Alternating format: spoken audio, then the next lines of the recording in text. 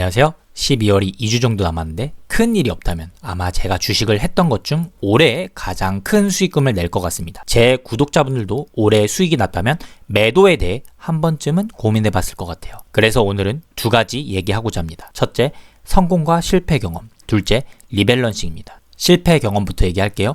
이전 6년간 투자를 하면서 2021년에 거품장을 겪고 2022년도에 오르고 떨어지고를 반복하면서 약간 이런 생각을 했어요.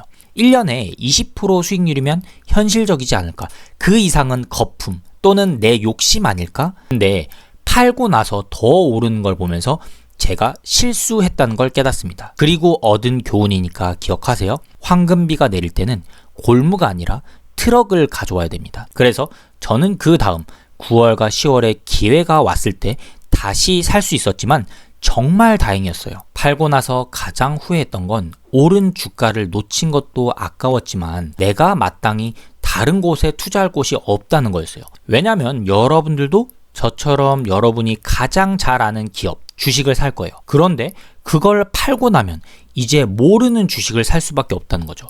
결국 매매를 반복하다 보면 실패 확률이 올라가는 거고, 그래서 오른쪽 표를 보면 성별로 봤을 때 남자가, 나이대별로 봤을 때는 어릴수록 수익률이 낮은 거예요. 왜냐하면 자꾸 모르는 걸 도전하니까. 그럼 매도가 아예 필요 없을까요? 그렇진 않습니다. 지금 생각해도 정말 잘했다 생각하는 건 2021년도 11월인데 중국 생산자 물가지수랑 미국 소비자 물가지수를 계속 관찰하고 있었어요. 메모하세요. 저금리 시기에 매도가 필요합니다. 이때 두 개의 물가지수가 반복해서 오르면 금리가 오르기 때문입니다. 제가 왜 이때 매도가 필요한지 논리적으로 알려줄게요. 주식은 자산입니다. 자산은 자본과 부채로 이루어져 있죠. 여러분들도 빚이 아예 없는 사람 있습니까? 신용카드든 주택이든 뭐든 조금은 있을 거예요. 기업도 마찬가지예요. 주식을 산다는 건 빚도 같이 산다는 거예요. 따라서 금리가 오르면 이 빚의 무게가 커지면서 주가가 하락하는 겁니다. 따라서 제가 2021년도 11월에 매도했던 주식들은 아직도 주가가 반토막인 주식들이 많아요. 두 번째로 리밸런싱을 얘기할 건데 초보자들한테 익숙한 개념이죠. 오르는 걸 팔고 내리는 걸 사야 된다. 그리고 내가 이걸로 초과 수익을 낼 수 있겠지라고 생각합니다. 하지 마세요. 제가 해보려고 했는데 안 됩니다. 그리고 우측에 보면 2010년도부터 2023년도까지 채권과 주식을 반반 포트폴리오 구성했을 때 리밸런싱 한 게 가장 낮았고 그냥 생으로 주식을 들고 있는 게 제일 높았습니다. 세금이나 수수료는 둘째치고 이전에 배운 것처럼 팔고 나서 더 오르면 어떻게 하냐, 이게 가장 큰 문제예요. 그러면 안 팔고 포트폴리오를 어떻게 구성하면 되죠?